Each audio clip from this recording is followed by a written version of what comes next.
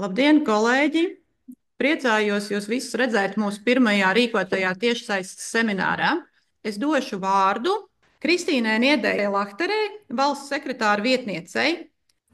Jā, labrīt visiem vēl jāsaka. Un tiešām milzīgs prieks atkal uzrunāt jūs šādā jau sastāvā. Bijām ļoti priecīgi, kad pateicoties fondu šiem pieejas un līdzekļu apgūves iespējām, mums pastāv iespēja tomēr šo projektu turpināt, nosacīti citādākā fāzē, citādākā formātā, bet viennozīmīgi nepazaudējot to lielo filozofisko ideju.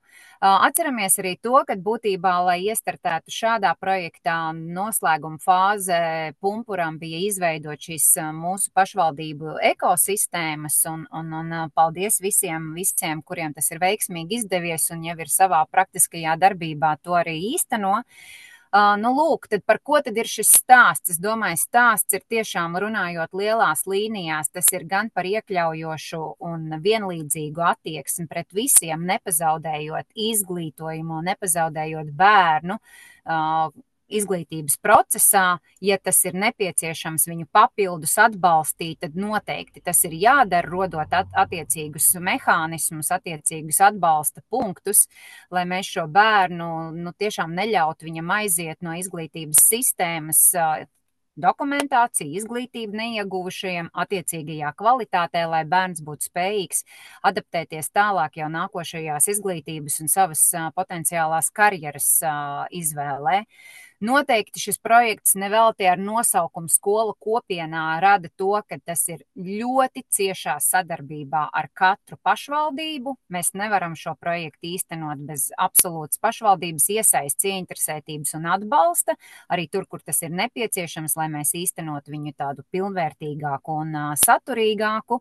Tas noteikti ir skatoties arī par ilgtspējību. Mums ir jāskatās arī katram projektam, katrai aktivitātei ir reiz arī beigu gals, bet attiecīgi, lai tas tā nebūtu, tad mēs jau saulaicīgi mums ir sadarbības tīklojumā jāskatās uz potenciāliem projektu turpināšanas mehānismiem, kā to iedzīvināt, lai tas būtu tiešām ilgtspējīgi.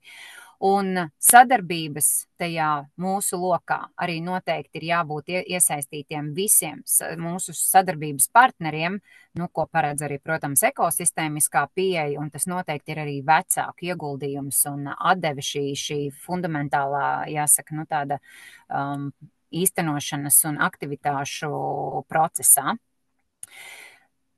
Tas ir noteikti atbalsts arī lasīt prasmē. Es domāju, detalizācijās es neatņemšu tieši varbūt vārdu Sigitai, un Sigita mums noteikti izstāstīs absolūti, bet tātad visas šīs te pozitīvās lietas, ko mēs, protams, esam identificējuši arī ejot cauri eksaminācijas procesiem vai apgūstot izglītības saturu kopumā, kuri ir tie vājie punkti, varbūt, kur mums tomēr ir vēl kur savu roku jāpieliek, attiecīgi atbalstot skolēnus, attiecīgi arī palīdzot pedagogiem, varbūt aiziet līdz tai problemātikas būtībai, lai mēs tad arī novērstu. Un, šobrīd, jāsaka, ir tā situācija, ka mēs vairāk reaģējam uz sekām, kas mums ir, jāsaka, darba kārtībā. Lūdzu, sadarbojamies, ieklausamies, dalamies pieredzē, dalieties ar to, kur varbūt mēs viens otram varbūt varam būt arī noderīgi, lai šo projektu tiešām īstenotu tad, kad aktivitātes uzsāksies, un, kā jau es teicu, arī raugoties jau plānojot tomēr jau tādā ilgtspējīgas perspektīvas